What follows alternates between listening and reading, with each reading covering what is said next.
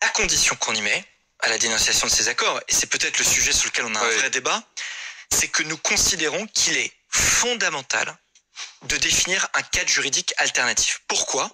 Parce que si on se contente de dénoncer les accords de 68, il y a un risque que le juge, notamment le juge français, reprenne des dispositions d'avant 68, à savoir des dispositions de l'accord de 62, qui sont très défavorables à la France. Et donc nous, ce qu'on dit, et c'est ce qu'il n'y avait pas dans la résolution du RN, oui, dénonçons les accords de 68, mais oui, prévoyons un cadre juridique alternatif qui vise à une chose, faire rentrer les citoyens algériens dans le droit commun et faire en sorte qu'un citoyen binational franco-algérien soit considéré comme un citoyen français. Sur le cadre juridique. Oui, je crois qu'il n'y a pas de vraie divergence entre nous deux là-dessus.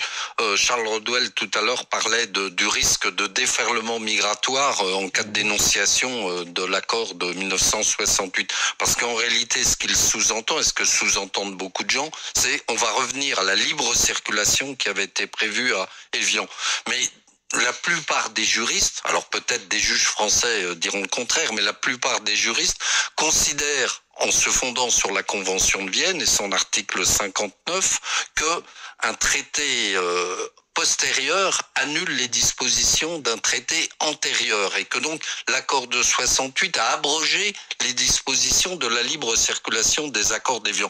Alors peut-être qu'un juge dirait autre chose. Quand je vous disais que la France a actuellement la classe politique peut-être la plus bête au monde et la plus bête au monde à travers le temps et l'espace.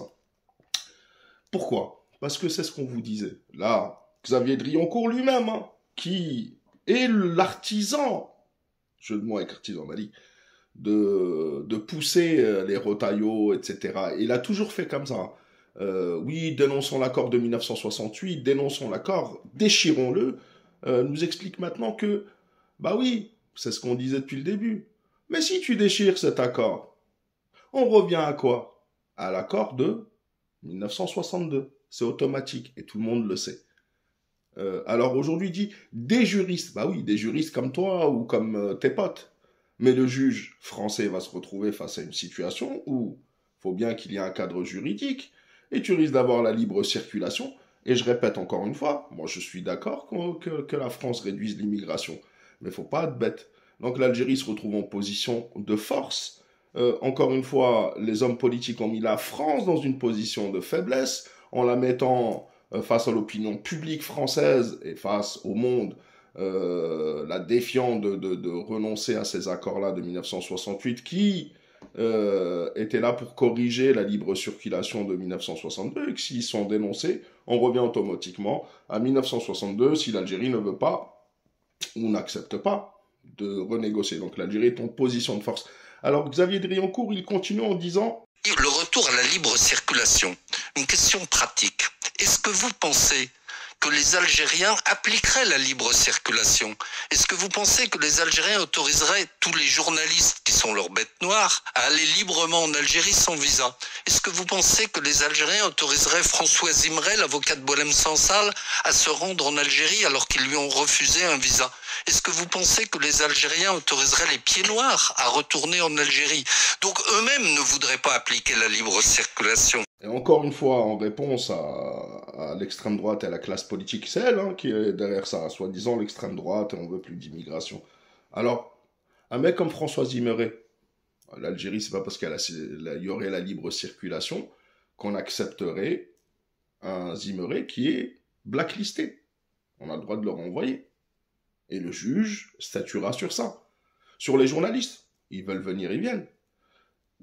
Par contre, il y a des autorisations à obtenir pour filmer, pour mener des enquêtes, etc.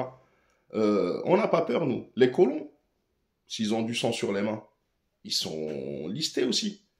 Après, pour le reste, celui qui veut venir visiter l'Algérie demande le visa quand même. C'est pour ça que je vous dis, la France est soi-disant, parce que tout dépend de l'objectif, l'Algérie n'a rien demandé à ça. L'Algérie s'adaptera et appliquera la loi et sa loi. En France, vous appliquerez la loi avec vos juges et vos règles et vos lois. Sauf si vous voulez devenir une zeriba en France, c'est-à-dire une basse-cour, c'est-à-dire une ferme où chacun fait un petit peu ce qu'il veut. Ce qui est sûr, c'est que Xavier Drioncourt, à chaque fois, il fait ça. Il lance des idées complètement néfastes pour les intérêts de son propre pays. D'ailleurs, il faudrait qu'il explique certaines de ses affaires sur la vente de certaines villas aux propriétés de la France en Algérie. Et ensuite, une fois qu'il leur a fait faire des conneries, vous pensez que les hommes politiques qui étaient là avant, des vrais présidents, hein, on peut être contre ou pour, mais c'était des vrais présidents, moi, Chirac, Mitterrand, etc. Ils sont bêtes, ils n'ont pas... Vous êtes dirigés, vous avez la classe politique, et le problème, c'est que ceux-là disent à ceux qui sont au poste aujourd'hui, de Macron, etc., vous êtes trop nuls. Mais ceux-là sont encore plus nuls que eux, dans tous les domaines économiques, politiques, géopolitiques, ce que vous voulez. C'est la déchéance de la France. C'est ce que je dis depuis qu'on parle de ce fameux accord de 1968. Je dis, si on enlève l'accord de 68, on revient à 62. Ils veulent pas écouter. Ils vous ont mené droit dans le mur. Vous avez voté à l'Assemblée nationale française. Maintenant, ils vous disent, ouais, mais on risque de revenir à 1962. Débrouillez-vous avec.